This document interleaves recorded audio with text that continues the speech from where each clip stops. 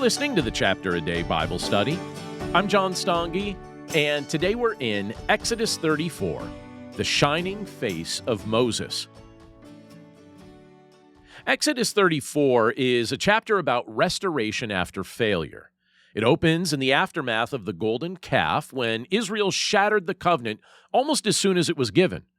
Moses had broken the first tablets in righteous anger, and the relationship between God and his people seemed fractured beyond repair.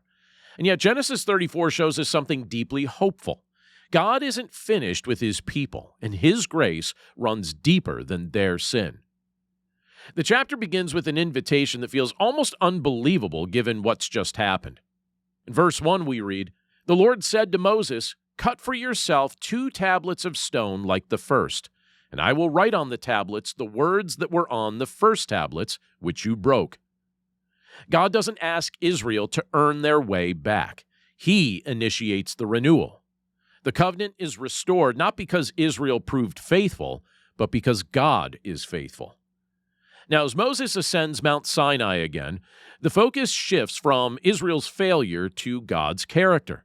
This is one of the most important moments in the Old Testament because God declares his own name and his own nature. We see in verse 6, "The Lord passed before him and proclaimed, 'The Lord, a God merciful and gracious, slow to anger, and abounding in steadfast love and faithfulness.'" This isn't a temporary mood or a passing kindness. This is who God is. Verse 7 continues by holding together mercy and justice. God is keeping steadfast love for thousands, forgiving iniquity and transgression and sin, but who will by no means clear the guilty. That's what we see in that passage, which means God doesn't minimize sin, and he doesn't ignore it. At the same time, he overflows with forgiveness. Now that tension points us forward to Jesus, where mercy and justice fully meet without compromise. In verse 8, Moses responds the only way he can. It says, "And Moses quickly bowed his head toward the earth and worshipped." Grace produces humility. When we truly grasp who God is, pride doesn't survive. Worship becomes the natural response to mercy.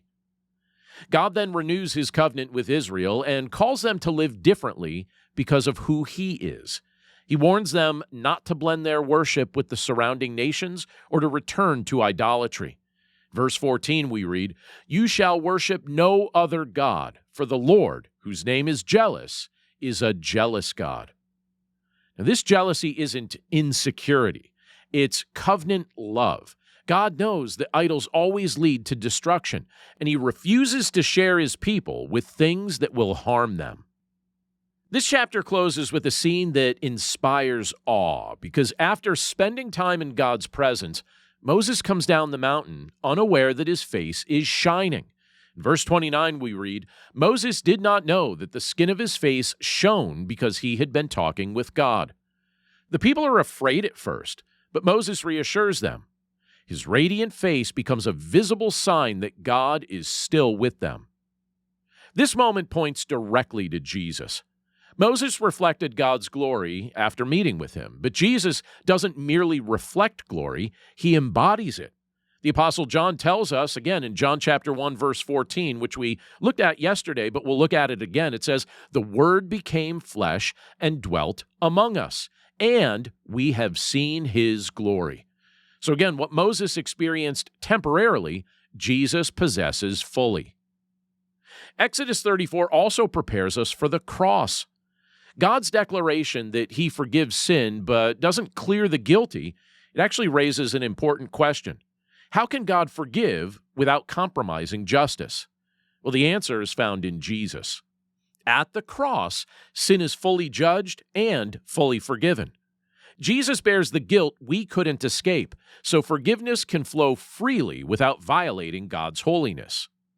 Paul captures this idea when he says, God is just and the justifier of the one who has faith in Jesus. We see this in Romans 3:26. There's also a contrast worth noticing. Moses had to veil his face because the glory faded. The Apostle Paul later explains that this fading glory pointed to something greater that was coming. In Christ, the glory doesn't fade. Believers are being transformed from one degree of glory to another. We see this in 2 Corinthians 3:18. The restoration offered in Exodus 34, it finds its fulfillment in the ongoing transformation that we experience through Jesus. Now, for us today, Exodus 34 speaks into moments of failure, moments of shame, and even moments of spiritual disappointment. When we've broken promises or wandered into spiritual compromise, we're tempted to believe that God is finished with us. Maybe you've thought that at times. I've certainly thought that at different seasons of my life. Well, this chapter says otherwise. God restores what sin tries to destroy. He reveals his heart not to crush us, but to draw us back. It also reminds us that time in God's presence changes us. It can't help but change us. Moses didn't chase radiance, he sought God, and transformation followed. Well, the same is true for us. We don't become more like Jesus through human effort, but through abiding in his grace and truth.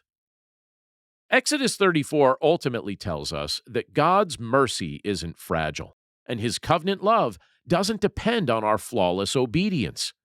This is a chapter that points us to Jesus, the true and better mediator, who restores what was broken and invites us to live in the light of God's unchanging grace. Thanks again for listening to today's episode of the Chapter a Day Bible Study. For more resources to help you in your walk with Christ and your understanding of the Bible, please visit my website at BibleStudyHeadquarters.com. And if you'd like to partner with me by becoming a supporter of this ministry, you'll see a few options to do so, again, at BibleStudyHeadquarters.com or in the description of this episode. As always, thank you for your prayers, thank you for your support, and thank you for your willingness to share this content with others.